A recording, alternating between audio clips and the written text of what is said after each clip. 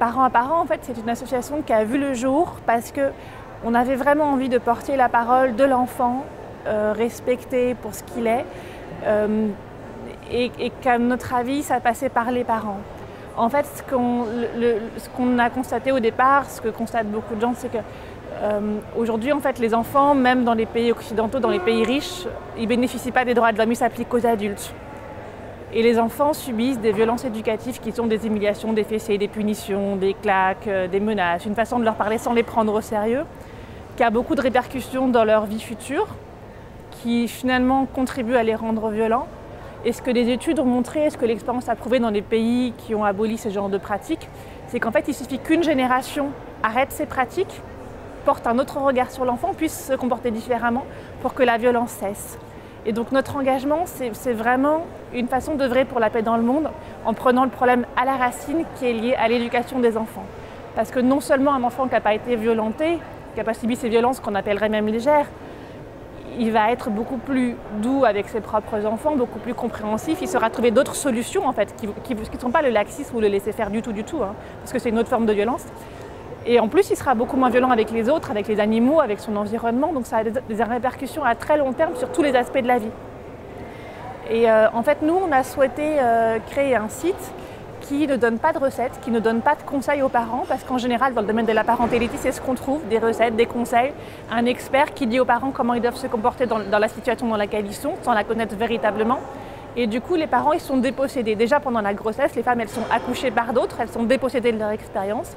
Et après, quand l'enfant grandit, il y a un pédiatre qui leur dit ce qu'ils doivent donner à manger, quelqu'un d'autre qui leur dit encore autre chose, des discours contradictoires.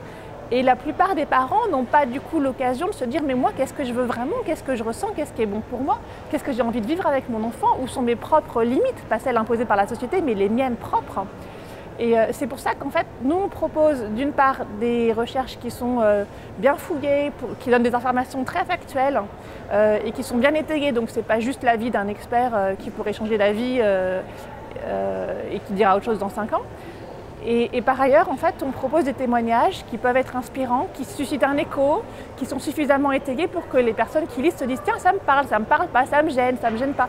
Pourquoi? Qu'est-ce que ça suscite en moi ?» Et du coup, ça amène une réflexion. Comme en plus on illustre uniquement par des œuvres d'art, on est aussi dans cet espace de liberté qui sort des clichés, qui sort des façons de faire un peu trop convenues. Parce que un de mes moteurs de base, c'est vraiment de sortir des cadres de référence et de prendre la liberté de faire ce qui est vraiment bon pour nous. Et justement, est-ce qu'il y a un message ou un besoin particulier que vous voudriez faire passer ici au CIGEF 2015 et au-delà?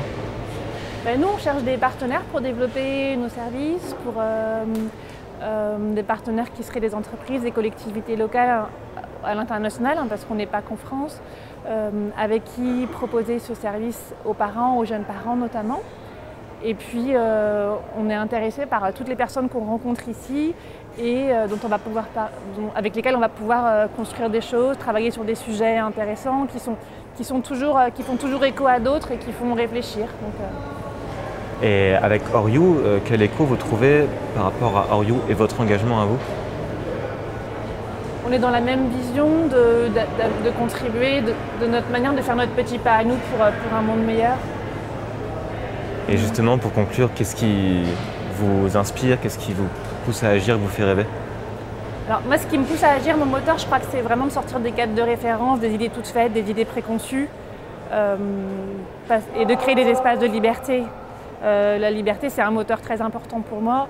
Et du coup, c'est ça que j'ai envie de susciter aussi, et chez les parents et chez les enfants. D'autant que les enfants, ils ont ça en eux, ils sont naturellement empathiques. Toutes les études montrent qu'ils ont cet altruisme, cette empathie, cette générosité, cette curiosité. Et ce qui me pousse vraiment à agir, c'est de pouvoir préserver ça chez eux, de pouvoir accompagner le développement de ces compétences-là chez eux et du coup d'aider les parents à pouvoir écouter cet enfant qu'ils ont été pour qu'ils puissent être les meilleurs parents possibles et surtout les parents qu'ils ont envie d'être avec leurs propres enfants. Parce que je pense que là, on est dans quelque chose où chacun est vraiment dans ce qu'il a envie d'être au plus profond de lui-même et c'est là qu'on peut vraiment être bien dans la vie.